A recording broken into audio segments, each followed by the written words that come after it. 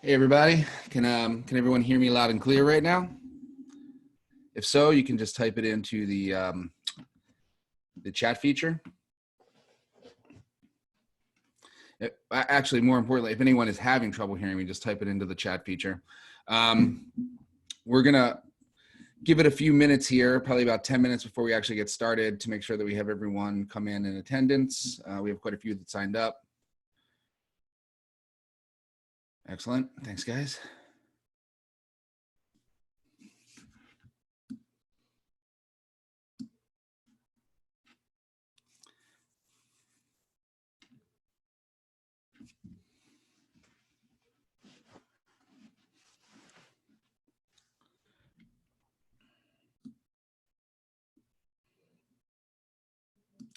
Hello, Bill. How you doing? How's life in Northern Michigan?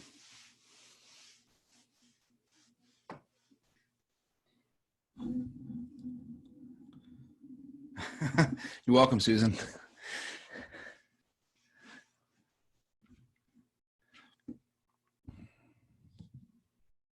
Hey, Ted. I'm in Maryland as well. Quiet spring is on the way. Yep, it's in full bloom down here in Maryland right now. Well, in the low parts of Maryland.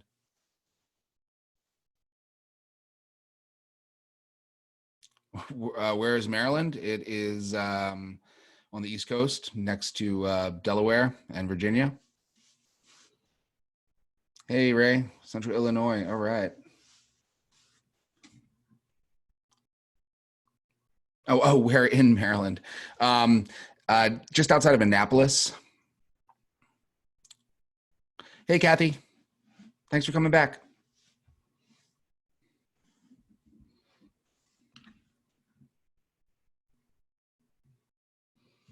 Carol, hey, hi from Northern California. Yes, my old stomping ground. Well, California, Southern California. Hey, Russell, near BWI for me. I'm not terribly far from there, about 20 minutes. Hello, Eswar from India. How are you? Hey, Tom, coming in from St. George, Utah. Joel Dubay from Vermont. Hey, Joel, how's it going, buddy? Meyer from Taunton, Massachusetts. Hello, Meyer. Jolly from Seattle. Hey, Seattle.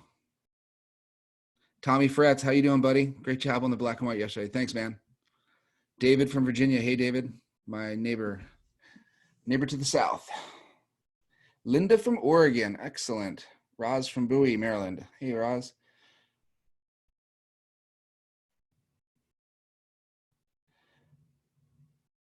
Kim from Livermore, California. Hey, Kim, thanks for joining us. Jen from PA. Stephen from St. Louis. Alan from Arnold, Sykesville, pretty close to me as well. Susan from Cape Cod. Hey, Susan. Hello, Sandra from Carpentersville, Illinois. Hello, Mike from Florida. Hello, Barbara from Laguna Beach. Wish I were out there right now. Hello, Bill from Oregon. Audio is okay, good. How big is my monitor? It is a 27-inch monitor. Howdy from Southeast Pennsylvania. Hey, Matt. Hey, Paul, how's it going, buddy? Richard from Ohio, thanks for coming again. Hey, Judith from Maryland, how are you? Hey, David from the Ozarks. Nice, great show, by the way. Alex from Brooklyn, my girl. What's up, Alex? How are you? I'm gonna butcher your name. Rajamanar from I don't know where, but hello, how are you? Thanks for coming in. Thank you, Alex. Yeah, I'm loving the prints. They're looking good. Hello, Jonathan from Rockville, Maryland. Debbie from Cape Cod. Hi, Debbie. Caroline from Chevy Chase, Maryland. Close to Rockville as well. All right, guys, so we're going to give everyone a few more minutes to come into class, and then we'll get started. The webinar will be about an hour to an hour and 10 minutes in length. I'm recording this, so once the video is processed and I'll get it uploaded to online, I'll send everyone a link so they can view the video after the fact. Hello, Jonathan. Jonathan Haber. Hey, buddy. How are you?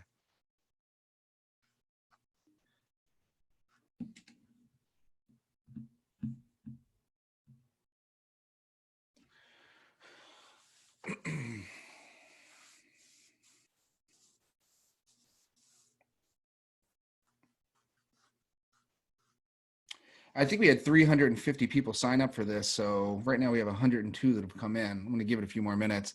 Hey, Doug and Angie, how you doing, guys? Chris, how you doing? From Maryland. My brother from Maryland. Jonathan, yeah, we met a few years at Gaithersburg Camera Club. Probably. I have terrible memory, so if I saw you in person, I would remember, but I'm bad with names.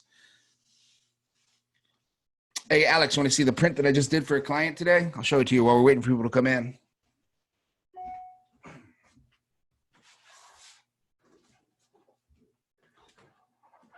About that beauty right there, 16 by 30 pano from Zion. So I love this Canson paper, just absolutely stunning. It's hard to get a good view of it on this webcam that I'm using for this, but give you a nice idea.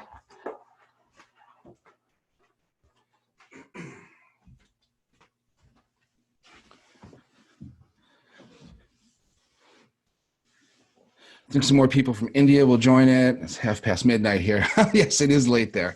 If they don't make it in, the good news is that we will have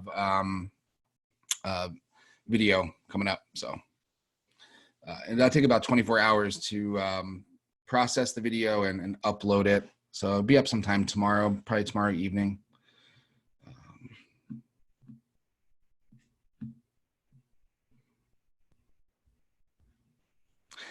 Thanks, Deb. I knew what you meant. Thank you. All right, so we'll get started here in just about 3 minutes. That is on the, Debbie was asking what paper that print was printed on. So that was printed on the Canson Plantain fiber rag. The Lightroom video just finished uploading to the YouTube channel. I'll get the link out once we're done with this webinar, Mr. Mike from Florida. It took a long time for the video to go up. It was a huge file. So it took a lot longer than I suspected it would.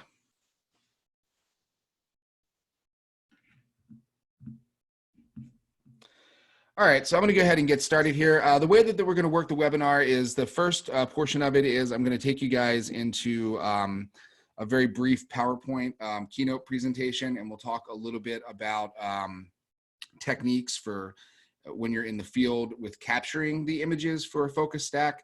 And then we'll go into taking some shots in Lightroom and Photoshop and putting them together into the final finished image, okay? So I'm going to go ahead and share my screen. If you just bear with me for a moment. Share the screen. And I'm gonna bring up my keynote presentation. And then I'll just move this down to the corner. So hopefully everybody can see me, see the screen okay. And let's go ahead and make this big. So we'll talk a little bit about some focus stacking techniques right now. The image below is a focus stack that I did in Southeast Oregon on the Alvord Playa, which is a dry lake in the extreme southeast corner of Oregon, right on the Nevada border. So I had the camera down very low to the ground to make what are very, very small tiles of mud look extremely big. So just to give you guys an idea, those tiles of mud in the immediate foreground of the image are about the size of maybe a $50, slightly bigger than a quarter. But by getting down super low with the wide angle lens, it exaggerates the size and the shape of them, and it makes them look very, very big in the frame, okay? So if you're going to be, so there are two ways that you can go about shooting your focus stacked images, okay? One is to do it manually, where you're just going through the sequence of focusing through each image manually, whether you're using the ring on the lens or you're using the autofocus button on your camera to take the shots. The other way is if you have a camera like the Nikon D850 for instance. That's what I'm using. I'm not 100% familiar with all the other brands and what they're offering now, but the D850 has what is called focus shift shooting, and that will allow me to basically just dial in the point of focus for the first image, and then to go ahead and let the camera do the rest of the work, and it will go ahead and focus all the way through the image until it gets to the infinity mark on the lens. And depending on what the settings are in the camera, will decide how many images it needs to take at the given focal length and f-stop that I'm shooting at, okay? But you can do it manually as well if you don't have that feature in your camera, and it's actually pretty easy to do. This particular shot that you're seeing on the screen from Death Valley is one that I did manually. So this was before I had the Nikon 850, and my older Nikon, the 810, did not have that focus shift shooting option built into the camera. So the first thing I do after I have obviously composed the image and basically set the exposure, and I use live view when I'm shooting in the field. Okay, so I'll have live view up. I'll compose the image. I'll check the histogram, dial in the exposure to get that worked out, and then the first thing I do is I shoot a blank frame at the beginning of the sequence, so I can basically bookend the shots. So when I get it back on the computer later, whether that's that evening or the next day or a week from when I shot it, depending on when I do my editing, I have the images bookended. So it's very easy to locate which images are going to go into each sequence for the focus stack. All right. So shoot a blank frame, whether it's your hand or a card, or putting just the lens cap on the front of the lens and shooting a black frame. Doesn't matter. Just as long as you have something that's going to tell you where you're beginning. And then, of course, at the end of the sequence, I'm going to recommend that you shoot your hand again, just to make sure that you have those bookends. Okay, so that's number one. And then you want to choose the proper f-stop for the focus stack. I typically shoot them at f8 or f11. Most of the time, I'd say I shoot them at f8, okay? You don't need to shoot them wide open at f2.8 or even f4. f8 is a great aperture to shoot at. It's a very sharp aperture. You're gonna get great results. It's also gonna build in a little bit of depth of field, okay? So that way you don't have to do as many images in the focus stack to get that near to far focus, okay? Because you're getting a little bit of depth of field with each frame that you're shooting. So I recommend doing f8 if you're a little bit fuzzy on the technique. I maybe recommend doing it at f11 just to give yourself a little bit more buffer of depth of field for each shot that you do, okay? Then the next step after you have your aperture set and then you have your exposure dialed in is to focus on the nearest point in the frame. And this is where I like using live view, okay? Because you'll notice a lot of times when you're shooting through the viewfinder, you have your little focus point that you can move around, but it will only go so far to the edges of the frame. In live view, you can take that same focus point and use the toggle on the back of the camera to move it down anywhere in the frame, whether it's in the extreme top portion or the extreme bottom corner. So that's a great thing that you can use, all right? And then you want to move that little toggle down right to the bottom of the frame and then focus at that point, okay? Now, you can either use manual focus or you can use autofocus. If you're using autofocus, make sure you have the back button focus set up and then just depress it and hold it until the focus locks on that point of the image. That is your first photo in the sequence, okay? So what we're talking about now is just doing everything manually. You're not using the focus shift shooting if you do indeed have that on your camera. We're doing it manually. We'll talk about the focus shift shooting in a moment.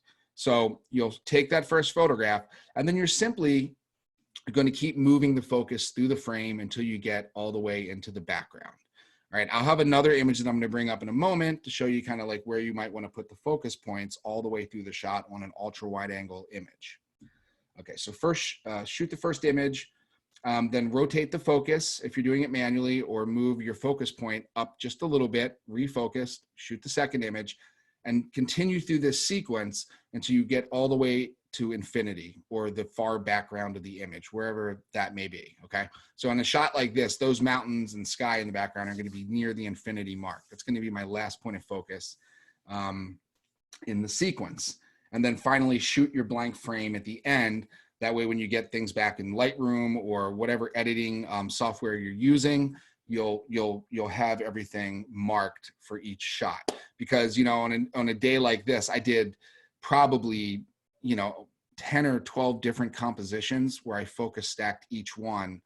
To get all of them back on the computer would be very confusing to me, to try to figure out which shot was which and which images went with which shot that I was taking. So try to do those bookends.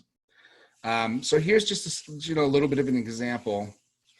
This is an image of a bristlecone pine in California with these beautiful rocks in the foreground and a nice sunset sky. I'm just getting a chat. Let me make sure everything's okay real quick. Just double check that.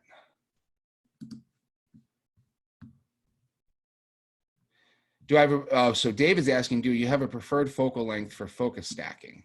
No, not really. Most of the focus stacks that I tend to do are with my wide angle lens. So that is with my 14 to 24 millimeter, okay?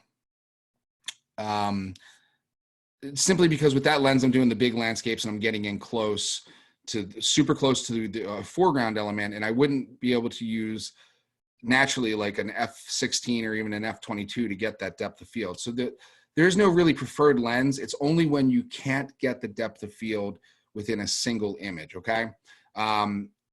The other thing that I'll tend to do focus stacking on is when I'm doing a longer telephoto shot and I have a lot of layers in the image. And then for that, because with the telephoto, you're losing a lot of depth of field, or you don't have as much depth of field inherent to a lens like that, you may need to do a focus stack on some of your extreme telephoto lenses if you do indeed want everything to be sharp from near to far. Jennifer asked, do you keep the ISO constant? You don't have to, but I tend to most of the time. Yeah, I tend to. You don't have to though. You just need to make sure that your exposure is constant. So if you bring your ISO up, you're gonna need to adjust your shutter speed around or vice versa to make sure that you have a consistent exposure. So when it puts the focus stack together, it looks right, okay? Jolly asked, will a 16 by 35 wide work? Yes, I'm assuming you mean a 16 to 35 millimeter lens. Any lens will work, whether you're using an ultra wide, 14 to 24, 16 to 35, 24 to 70, 70 to 300. Focal length does not matter. It does not matter. You can use any sort of lens you want with the focus stack. All right, so moving on here, you can see that this image of the bristlecone pines is a super wide angle shot. And then I put these sort of circular points in here to give you an idea of where I put the focus points through the image. So this was shot at, let's see real quick. Let me bring it back up large. This was shot at f11, okay? And the first focal point is the black circle at the bottom. So that's the immediate portion of the rock at the bottom of the frame. And then I moved the focus point up just a little, and then to about the halfway point in the rock, and then the far midground, and then the tree, all right? And the tree, by the time I got to the tree, the focus was very close to the infinity mark, and knowing that I was shooting this at f11, I'd have enough at that point for the sky to also be rendered sharp, the clouds in the sky to also be rendered sharp. So this image only required about 5 photos at f11 to get that extreme depth of field near to far focus, all right? One of the things you can do if you're doing it with an autofocus is use like the red point that you're seeing in this image over here on the left, which would be your focal point, your focus point. And then you can just use the toggle on the back of the camera to move it down to the very bottom of the frame, focus, shoot the image, move it up just a little bit, focus, shoot the image, and then go through that sequence until you go through the entire depth of the frame from foreground through middle ground into the background. And there is no prescribed set of images or number of images you'll need in the stack. It just simply is going to depend on how the focal length of your lens, how close you are to the scene, and what it is you're shooting, okay? So I'd say with most big landscape images, I'm somewhere between 5 and 8 images in a focus stack. I've done some telephoto images shooting into a forest where I want the foreground trees to be just as sharp as the background trees in the distance, and I've had to do 12 to 15 images simply because I don't have as much depth of field with a telephoto lens as I do with a wide angle lens. One of the beautiful things is if you do have a camera that has the focus shift or the shooting built into it, it's gonna do it all for you, and it takes a lot of the guess out of the game. All right, so that is a nice feature in some of the newer cameras. But you can always, if you are doing it manually, like I have a shot of this 14 to 24 millimeter lens at the top, and so I'm just going to be moving the focus ring after I set it at its nearest point just a little bit for each image until I get all the way into the infinity mark, and I'm barely moving it for each shot. So I'm going to just show you the camera real quick. And so when I'm shooting this kind of stuff, I'm just barely moving the focus point of the images until I get to the infinity mark, knowing that because I'm shooting this at like an f8 or even an f11, I do have some of that built-in depth of field, and so it's not going to be a problem to get everything sharply rendered in the shot. Now, if you do have something, if you do have a camera that does have the focus shift shooting, you're going to want to play around with the settings on that a little bit. I'm going to give you my settings next that I use for the Nikon, and they may be very similar to what is available in the newer, I think the new Canon, the new Sonys will do the focus shift shooting. And I'm sure that there are a lot of other cameras on the market that will be coming out that will be doing that as well, because it is becoming a very popular technique. So when I go into focus shift shooting, this is what I have set up. I have it set up to do 100 shots, although I've never had to do anything even remotely close to that. If you were doing a very fine, very close macro photo, for instance, you might have, in the range of 50 to 100 images to get focus all the way through a flower if you're at like a 1-to-1 magnification with a macro. But for the general landscape stuff, I think the most I've ever done in a focus stacked image is 18 photos. And that's at the extreme end. Like I said, the majority of the stuff is between 5 and 8 photos, okay, for a good landscape focus stacked image. I keep my focus step width at 5, and that's the medium setting, all right? And the reason I'm doing it at the medium setting is because I'm using a medium aperture, like an f8, all right? So because I, once again, have a little bit of that depth of field built in at that aperture, I don't need to do a very narrow focus step like a 1 or a 2, which would barely move the lens all the way to infinity. If you have it set at those very low, narrow settings, it's going to take many, many, many more images to get it all the way through the sequence. And you'd only want to have those very narrow steps if you're shooting at a very wide open aperture, like an f2.8 or even an f4. Stopping the lens down to that middle aperture is going to give you some of the depth of field, like I said, and you're not going to need to set the focus step width as far. I keep the interval units at 0, okay? So basically it's not waiting in between frames to take the next one. It just goes through the sequence very quickly. I keep exposure smoothing off, and I have it set up, mine I have set up for silent photography. And basically that means that it's not making the click sound as it goes through the sequence, okay? Some people like that because then they know when the sequences end because they don't hear the camera taking the shots any longer. I just watch the back of the screen, and as soon as it starts to light up that it's writing the images to the card, I know that it's gone through the sequence, all right? Mike asked, will the Nikon take 100 shots? No, it will just take as many as required. That is just that's the maximum number of shots that it would take, depending on what you dial that in at, okay? I just keep it at that. But like I said, Mike, even when I'm doing with the Nikon, it's never gotten anywhere even near that, even with some of my telephoto shots, okay?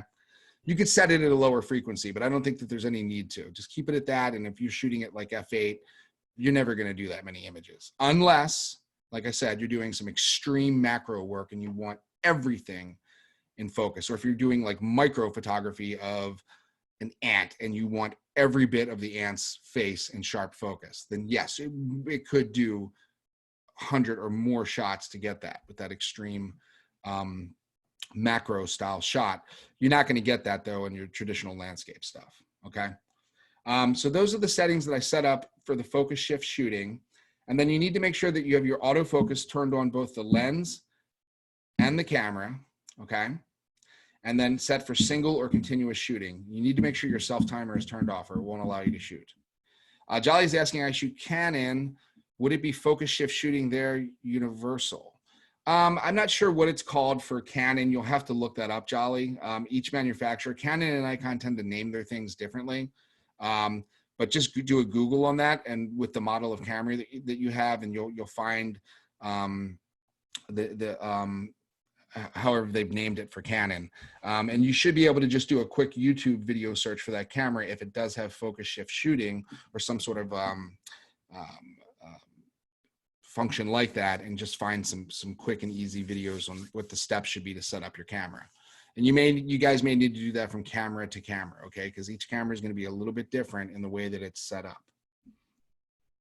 All right, so we're going to take a look now at the examples of what we're going to go through today. All right, so here you can see a photograph that, once again, I'm just using these shots from the Albert in Southeast Oregon, of what I did with my Nikon D850, okay? So this required 6 images. I think it's actually 7 images in total. I didn't put that in this is the 7th image down here at the bottom. So 7 images in total to focus from the nearest point all the way to infinity in the background. I shot that with the D850 with the 14-24 at 14 millimeters. F9 was the aperture. The ISO was 100. I kept that consistent. I kept the exposure consistent all the way through at 1/125th of a second. This was the focus point of the beginning image, right in the foreground. And so it took, at F9, 7 photographs to get focus all the way back to infinity. And it's as simple as that. As long as you get the comp set up and you focus at the nearest point, and then you just go through that sequence of getting all those images focused all the way through, you'll have your shot, okay? And like I said, I've been doing this focus shift shooting well before it was built into the camera as a function. And it's quite easy to do it with the autofocus, or even with manual focus, just by moving the focus point along through the image and making sure that you're shooting at an f8 or an f11. You're going to give yourself that depth of field that you need to get the entire thing in focus. When we go into Lightroom in a moment, I'll show you exactly how much depth of field is built into f8, even shooting in the foreground, and how 7 shots is probably too much. Oh, this is not HDR at all, Jolly. Nope, this is just putting images together for unlimited focus. HDR, or high dynamic range blending, is completely different thing.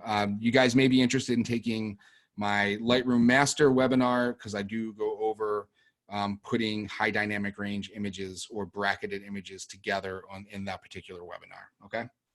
So I'm going to jump out of Keynote here because this is just these 4 panels that we were looking at. And I'm going to close this down and open up Lightroom. Oh, let me just drop down here. Sorry about that. All right, and we got Lightroom. Can everyone see Lightroom okay? All right. Let me move this guy around, maybe right here. Okay. So this is a sequence of 7 images that I shot of that photo that was up in the Keynote presentation. So let's take a look at the first image in the sequence, all right? I'm gonna zoom in right down to the bottom so we can see the focus down there, okay? So you can see that I set my focus right down about here, and it's very, very, very sharp, all right? And if we scroll through the image, we'll see when we start to lose the sharpness. And it starts to fall off right about here. But that is a pretty good way through the image that F9 has allowed some of that depth of field to stretch, okay?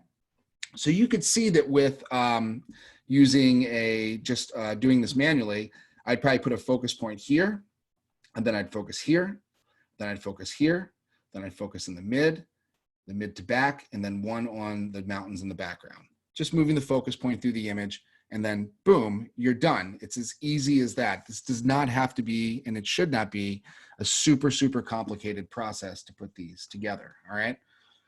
So let's go ahead and take a look at the last image in the sequence. We can see for this one now that the focus is, there is no focus down at the bottom. It's soft, it's mushy, all right? But if we look at the background, it's very sharp on the mountains in the background, all right?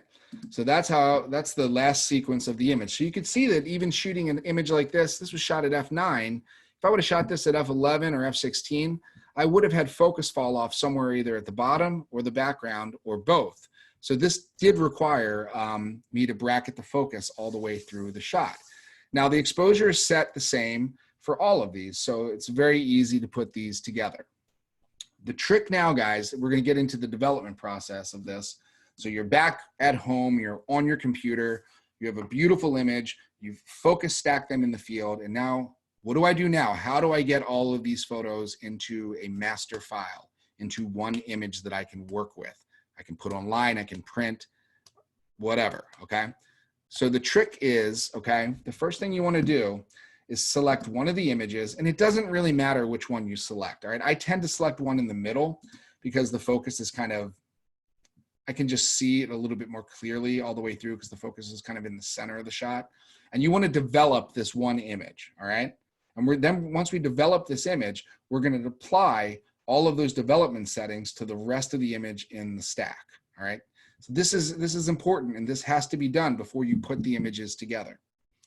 Because if we don't do this now, when we put the images together in Photoshop, we're not going to have a raw file to do development on any longer. We're going to have a TIFF or a PSD file.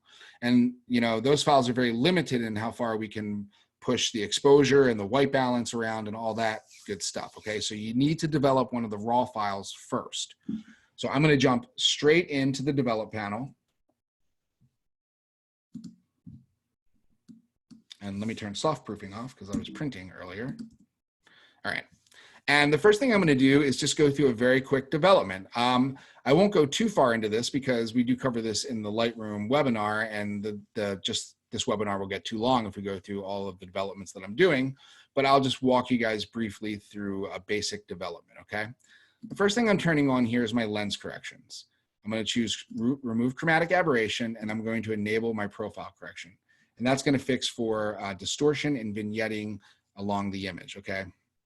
The next thing I'm going to do is go up into my basic tab and choose my working profile, right? And for this image, I'm going to choose the Adobe landscape profile because that brings out a little more detail, a little more punch in the image. And because I have it so nicely exposed, I'm not losing anything in the highlights or the shadows. Sometimes when you use these punchier profiles, you can start to clip out especially your blacks, or lose some of your whites. So be careful and pay attention to your histogram when you're setting your profile.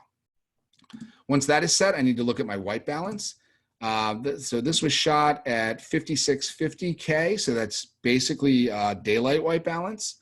I'm actually going to cool it down a little bit to bring some of the blue out in the image. I'm going to bring the magenta slider up just a little bit to add a little bit more of a magenta touch to the shot, just a very little bit. And then I'm going to work on my global tones. I'm going to pull my exposure back for my midtones just to make the image a little darker. And I'm going to pull my, let's see, don't need to do any much of any shadow recovery. My highlights look pretty good. I may pull the highlights back just a little bit for the sky. I'm going to zoom in and add just a tiny bit of texture to the image, and then play with dehaze a little bit, just to add a little extra punch to the shot. It's looking good. I'm not going to do anything with vibrance or saturation here, so I'm going to just drop down to my tone curve, and I have a little bit of a gap in my histogram in my highlights, so I'm going to pull the highlights up a little to give a little more shine to the highlights and to stretch that histogram out. That does a lot for the background here of the image where the sun is coming through. And then I'm going to drop down into my calibration menu and add some saturation. I always add saturation in the calibration menu. That's just my workflow and processing. I like it much better than using the vibrance or saturation tabs up in the basic. So what I want to do is find the primary color that is least represented here, and that's going to be green because there's a lot of red and a lot of blue in this image. And I'm going to pull the green saturation slider up to add some saturation into the green pixels, which will also build up a small amount of saturation and color inside of the red and blue pixels, but keep it looking very natural. All right, and then lastly, I'm going to go ahead and, well, two last things I want to do is add a little bit of a vignette and do some raw file sharpening to this. So I'm going to create a mask by holding down Alt Option and pulling my masking slider over. because I don't want to sharpen a lot of the image, like the sky and shadows. I don't want to sharpen those areas. I just want to sharpen areas that have really good edge detail and that are highlights, okay? So I'm using the masking to limit the sharpening from certain portions of the image and just apply it to the areas where I want the sharpening to occur. All right, and then I'm going to pull the radius down to 0.5. I always use a very small radius with my sharpening. That way I don't pick up noise or artifacts or banding in the image. I want to zoom in and then pull the mount sharpening slider up pretty far to about 100 to 110 for this shot. And that just brings out the absolute finest detail in the pixels, okay? But it doesn't ruin anything. So there's no banding, there's no noise, there's no artifacts. And that's because I have the masking set up and I have the radius set very low. So it's bringing out those fine details, but it's not introducing any of the bad things into my photo, okay? And then lastly, I'm going to add a little bit of a post-crop vignette to the shot. So I'm going to pull a little bit of a vignette in, just darkening the edges slightly, keeping the eye sort of positioned in the center of the shot. And then I will feather that vignette so it is seamless. All right, so now I've made my adjustments. We can see what the before and the after looks like. So that's right out of camera, and that's after some adjustments. It has a much better color tone to it. It's got a greater contrast and depth. All around, I think it looks much better. So now I want to copy these adjustments. So I'm going to open up my far left side panel and come down to where it says copy and click that. And I'm going to check all, because I want all of the adjustments, everything I just did from this image, to be uniform with all of the other images in the focus stack sequence. So I will copy that. And then I can simply sync all of these files together, or I can click on them individually and click paste, okay? So I'll just do that so we can just see all the shots change. And we're gonna go ahead and just apply those develop settings to all of the images through the sequence of the photographs. So now when we go back into our library, we have all of our images that are uniformly processed all the way through. So the next step is the actual putting the images together into a single file, all right?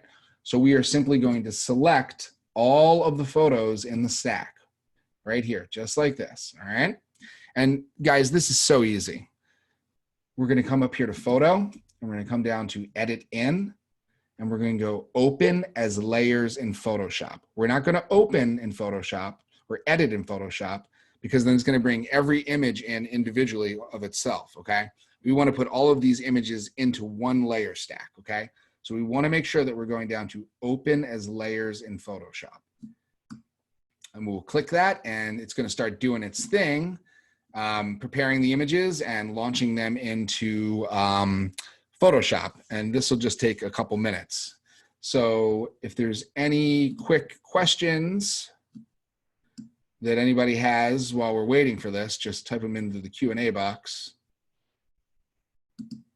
or the chat box. Either way, it's fine.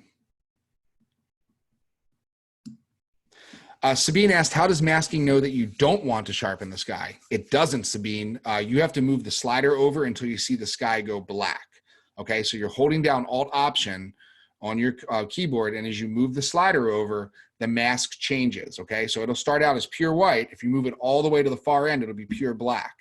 You just gotta find the Alt-Option key on your keypad.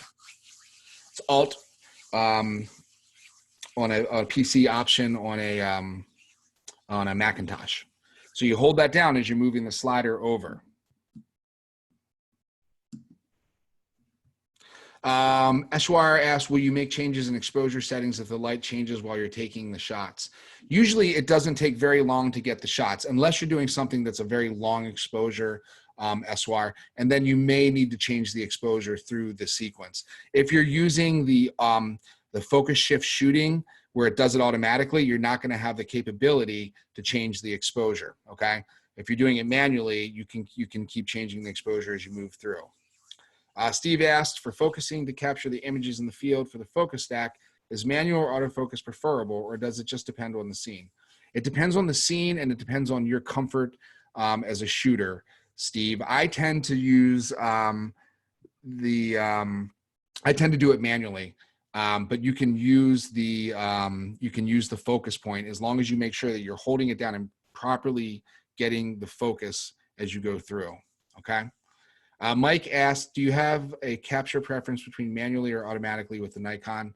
So Mike, now that the 850 does it automatically, I just do it automatically each time now. Joel from Vermont is asking, can you do focus stacking in conjunction with HDR? Yes, you can. And so that gets a little trickier. So what you'll need to do is you'll need to do a focus stack sequence for your shadows, and then reset the exposure for your sky, for instance, for your highlights, and do another sequence through there, okay? Put them all together individually and then blend the two files together.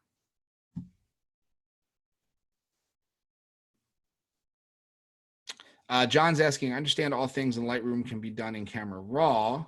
What about the batching at the end? Yes, so if you're working, I guess if you're working just in the Camera Raw plugin for Photoshop, you basically can, in Bridge or whatever, you can bring all the images into the raw converter at once, do one development on there, and then there's a way to copy and paste all of those over in Camera Raw as well. And Joel's saying, what if you have movement in the shot, say the clouds? Well, that can be complicated. If that's the case, then you may have to shoot a very separate exposure at infinity for just the sky and blend that in manually in Photoshop after the stack has been put together. Oh yeah, Myra, I don't know. I just didn't use it. I could have used auto sync to bring them all together. I should have. I just forgot to.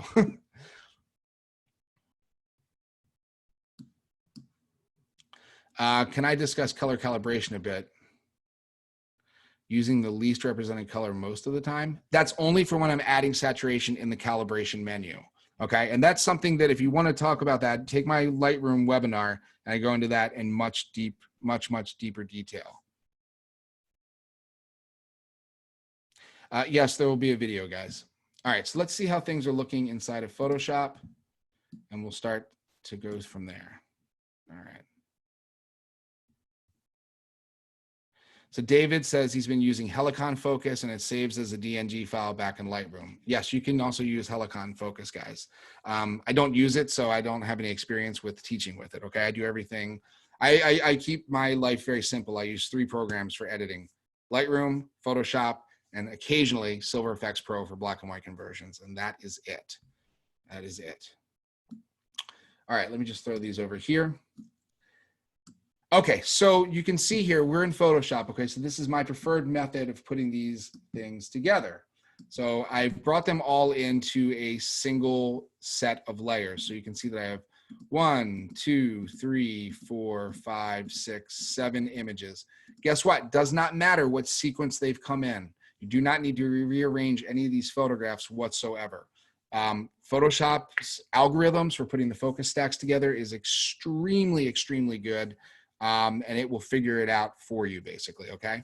So here are the steps now to put this all into a single focus stacked image.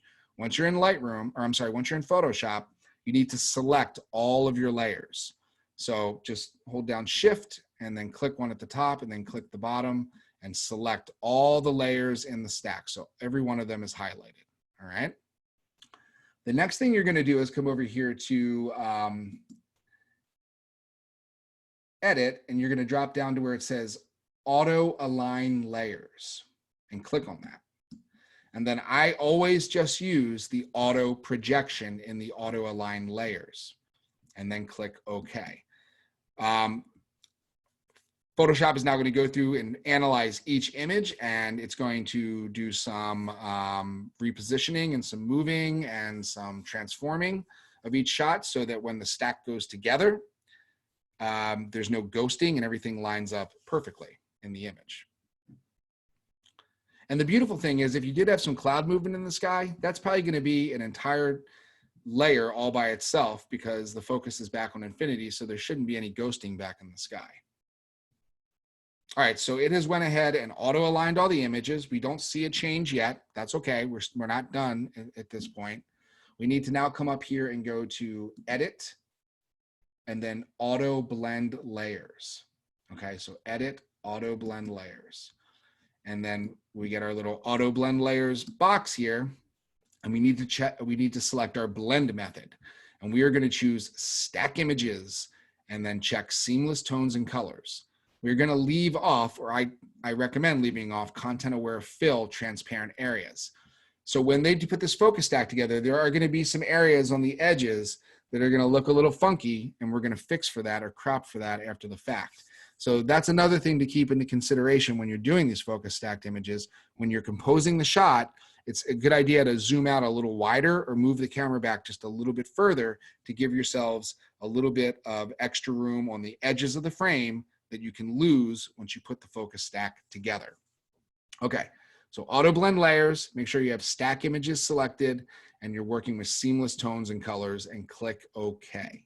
It's now going to go through the sequence of building a mask for every single one of these images and revealing only the sharp portions of each shot.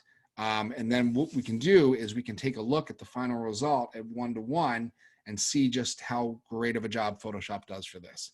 And you know, I've never had a problem blending a focus stack image in Photoshop. Every single shot that I've brought in here, I have to clean the edges up a little bit, and that's it. It does a fantastic job of deciding what areas need to be sharply in focus and which ones can be left out for each frame, okay? So trust it. It does a really amazing job. Okay, so you can see how each image has a different layer of white. So this image at the top is, I'll show you guys, this is my foreground image for focus. So you can see where it allowed the image to start coming through with sharpness, all right? And it's just doing this for each frame. It's analyzing the sharpest points and it's putting them all together. So let's get and zoom in on the shot now, and we'll scroll through it and take a look. So here we are at 100%. If you go down here to the bottom, you see how you get this little weird smudginess right here at the very bottom? Okay, that's not completely uncommon to get this in a focus stacked image. You can fix this a couple ways. We'll talk about that in a moment. You can clone it if possible, or you can transform it or crop it out, but you're always going to get a little smudginess around the edges of the frame. It's very, very typical to get that, all right? Which is why I go a little bit wider. I shoot a little bit wider than I think I want my composition to be, knowing that I need to crop in just a little bit on the edges after the images are put together. But you can see how absolutely sharp the image is all the way through and into the background. All right, and there's no ghosting or anything weird happening up in the sky, because that sky is pretty much taken, the focus is taken from just a single layer through there. Okay, so everything looks really, really excellent. Some areas of the sky that didn't have any focus to them at all, because it's just soft detail, it didn't even blend that in because it didn't need to. So that looks great. So once you get to this point, you're going to go ahead and flatten your image. So you're going to come up here to layer and then drop all the way down to where it says flatten image. And it's going to put all those focus stacks into a single photo. Now I still need to clean up for my edges, okay? You can see that I still have that smudginess at the very bottom of the frame. So what I'm going to do, guys, is I'm going to make a duplicate layer. So I'm going to hold down either Command on a Mac or Control on a PC and tap J to create a duplicate layer. And now I'm going to select everything in the file, the whole image. So I'm going to come up here to select and go to all, so that I get marching ants around the entire photo. And then I want to jump up to, and this is my preferred method. You could use the crop function for this, but I don't like to throw away my resolution. And when you crop in on image, you are throwing away some of your image resolution. So I'm going to show you guys how I use either the free transform or the warp tool to just stretch the canvas of the image to get rid of those little out of focus areas right on the edge of the frame. So we'll start and do the first one using the edit free transform, okay? So I have the entire image selected. I have a duplicate layer. I'm coming up to edit. I'm choosing free transform. And then I want to click this little guy right here, which is the chain link. So I'm locking the ratio perspective of the image. And then I'm going to zoom in. And I'm going to start at the bottom of the frame. And I'm just going to drag the corner until I start to see my little out of focus areas disappear on the edge. And this is why I say it's important to shoot these images a little bit wider than you want them to be compositionally, just to make sure that you can clean up any bit of this little bit of edge funkiness from the blend, okay? And that looks pretty good. And I'll just drag, I see a little bit, it's hard for you guys to probably see this, but there's a little bit right here in the sky. So I'll drag the top of the sky up just a little until I remove that, okay? So now that that is all gone on the edges, I'm simply going to click return or enter to apply that free transform move, and then Command D to deselect the image and then flatten the file. So there would be my working master file for my focus stacked image. Very easy to do. I can continue to process the photo at this point, either working on it further in Photoshop or bringing it back into Lightroom and making some more changes, okay? That's entirely up to you. A lot of times people will just process the raw file, you know, sync all the images and then put the focus stack together and they're done, which is fine. You know, I may want to fix a few things on the edges. Like for instance, I don't like this little edge down here right now, okay? That's bothering me a little bit. So let me show you guys how you can use the free transform warp tool to work on your edges and refine them a little bit further. So once again, we'll do a duplicate layer. I'll either go Command or Control and tap J, and then I'll go Command A or Select All to select the entire image again. And then I'm going to come up here to Edit, Transform, and then grab Warp. Warp is one of my favorite little transform tools to use in Photoshop. So now I can grab any one of these nodal points on the edge of the frame or anywhere on the image, to be, you know, frank. I prefer to just pull the edges out, and I'm going to pull the edge out a little bit. So I'm going to stretch some of these lines and have them come right out of the corner of the frame, okay? So that creates this sort of radial flow or shape that brings the eye right into this main mud tile in the center of the photo, okay? And I'll just click enter or return, and we can see the difference when I turn that layer on and off. See how the foreground's just a little bit stronger now, okay? Just by making that one quick little change.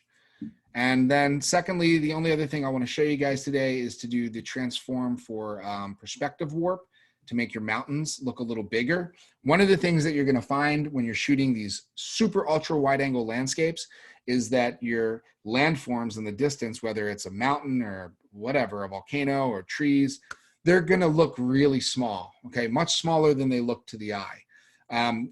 There are some ways that, you know, sometimes you can take and do what's called focal blending, shoot something at a wide angle lens like 14, and then put on a 24 or a 35 millimeter and photograph the mountains in the background and then blend those larger mountains into the wide angle image. That's for a whole nother webinar. That's a very, very advanced thing to do inside of Photoshop. But I'll show you a quick way, an easy way, if you don't mind losing a little bit of the top of the sky, where you can make those mountains much, much bigger, okay? So we're gonna work on another duplicate layer. This time I'm gonna work off of a pixel bearing layer because I already have a duplicate right there. So I'm gonna go Shift, Option Command E on a Mac. That would also be Shift, Alt Control E on a PC. So I basically have a pixel bearing layer to work with. I'm going to go Command A to select all. And then I'm going to once again come here to Edit and come down to Perspective Warp.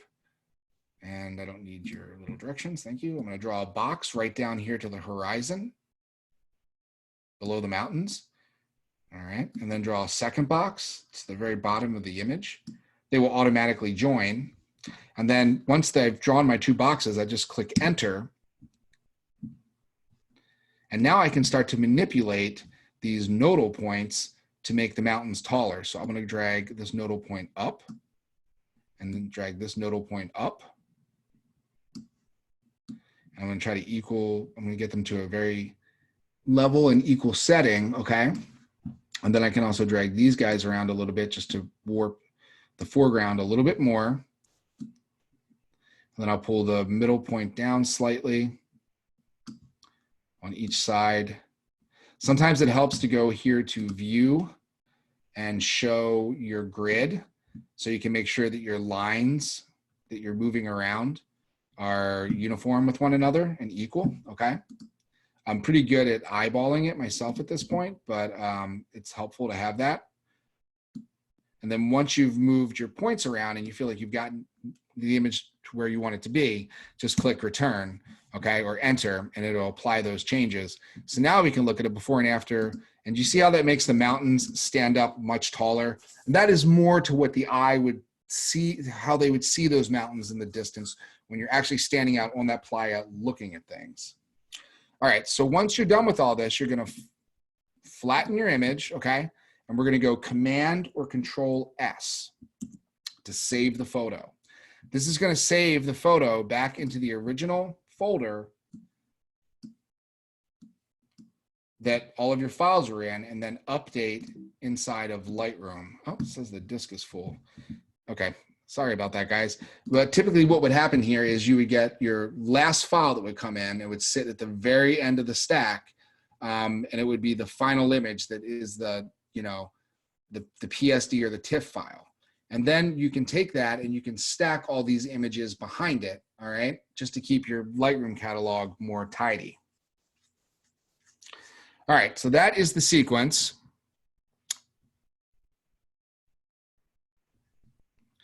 Eswar, do we see some pixelation in the sky when you zoom in? Should not be any pixelation in the image. Nope. It might just be the way that the video is coming through. So let's let it just load to its full amount, to 100%. So it's loading, loading, loading, loading.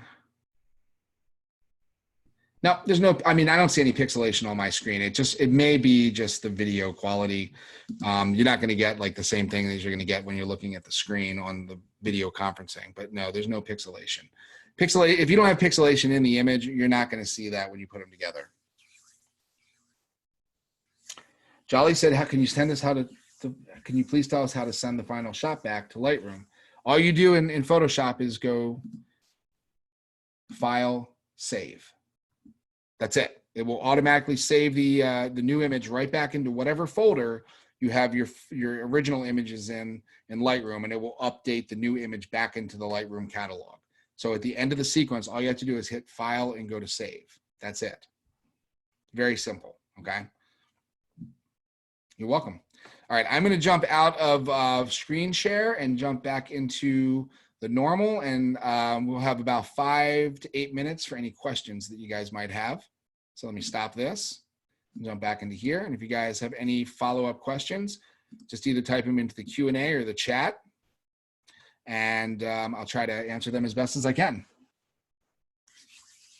And while I have you guys, consider signing up for one of our other webinars. We have a couple paid ones coming up. They're much longer. They're about 2 hours, and they are very deep dives that are specific. So on May 4th, we have a Lightroom, Mastering Lightroom webinar. And then on May 5th, we have Dodging and Burning Using Luminosity Masks in Photoshop webinar, which is an awesome one. And that's what I use to really give my images their shine. Deborah's asking, have you ever used a third-party software like Helicon? Yeah, I did years ago, Deborah, but I haven't used it for a very long time. This is my method for putting them together, is using just the Lightroom and then stacking the images in Photoshop. I think a Helicon can be useful if you're doing stuff like extreme macro work and you have a ton of files that you need to run through. It probably runs a lot faster than Photoshop would for something like that. But for my workflow, Photoshop does fine. So no, I don't use a standalone for that. Any other questions, folks? Thank you, Dave. Yep, video will take about 24 hours to go up. It'll be up sometime tomorrow afternoon or evening. It takes a little while for them to save and process. How much of the time do you focus stack your landscape images, Alex? I don't know, Alex, if I have a number. I mean, only when I need to do it. I'd say probably in my broad portfolio, 20% of my images are focus stacked. If I had to take a guess. But like I said, it's just another tool. It's just another technique to be used. It'd be like asking, how often do you use a circular polarizer? I have no idea how often I use it. I only use it when it makes the image better. So you're welcome, Andrew. Thank you, Susan. Appreciate it. Okay, so Susan asked, when's the next webinar? I have one on May 4th from 3 o'clock to about 5:30. That's mastering Lightroom, and that goes through my entire Lightroom workflow of development. It's very, it's a deep dive in Lightroom. And then on May 5th, we have another one for dodging and burning. And that's all done in Photoshop using luminosity masks to dodge and burn. And that's about another 2-hour webinar. Thank you, Becky. You're welcome. I appreciate it. You're welcome, Mike. Thank you. You're welcome, David. Thank you. You too, Doug. You too, Angie. Great. Well, I didn't see you guys, but hopefully I'll see you guys again in real life at some point. You're welcome, Susan. Oh, the paid for webinars are only $25. We keep them very reasonably priced. It helps us to do the free ones and stay in business since we're not out in the field doing actual workshops for a while now. But they're very informative. They're just like this. They're recorded. They're longer and they're more focused on certain techniques. So they're great. They're a great value. You're welcome, Judith. You're welcome, Andrew. Thank you, Kathy. Thank you. You're welcome. Thank you, Deborah. Thank you, Bill. Thank you, Matt. Barbara, thank you. Appreciate it.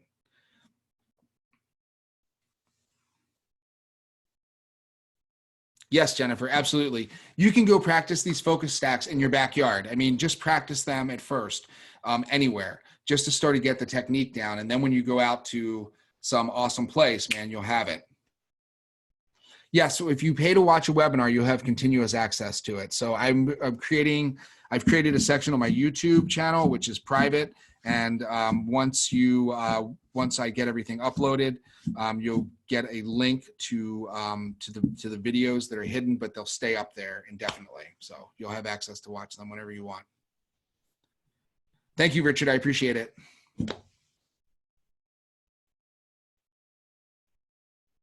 Yes, go stack those pylons in Brooklyn. That's a beautiful place to shoot. You're lucky to live so close to that spot, Alex.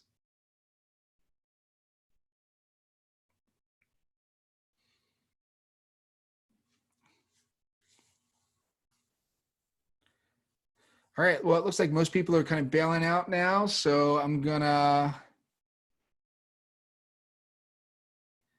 So Chris asked, will you have access to the videos if you did not pay? So the free webinars, we will give pretty much anyone access to because they're free. Although we're gonna wait like a week or two before we put them up. The paid for webinars, only people that pay for the webinar and join have access to watch the videos later. So that's one of the benefits of coming in and paying for those webinars. Ernie asked, I guess you always use a tripod 99% of the time for these types of images. Yeah, I've done a couple shots where I wasn't able to use a tripod. I had to compose much looser than I would have liked to because I did move the camera a little bit, so I had to really crop in a little bit or transform on the sides of the images because it wasn't perfectly aligned when I shot it. So yeah, using a tripod is huge thing. I should have mentioned that, and I'll put that into the keynote. I think it comes as like an obvious to me, but yeah, pretty much always using a tripod, Ernie.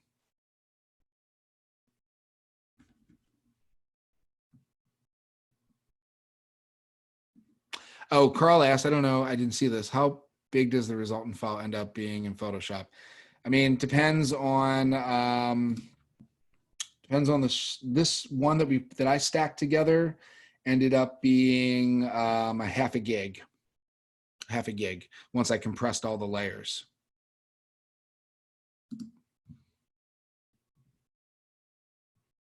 So, okay, guys, well, I'm going to go ahead and officially end the webinar. Thank you for attending.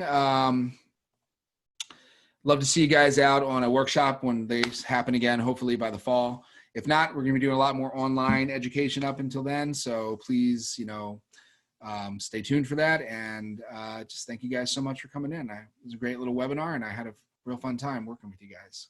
So everybody stay safe and stay sane, and hopefully I'll see everyone very soon. See ya.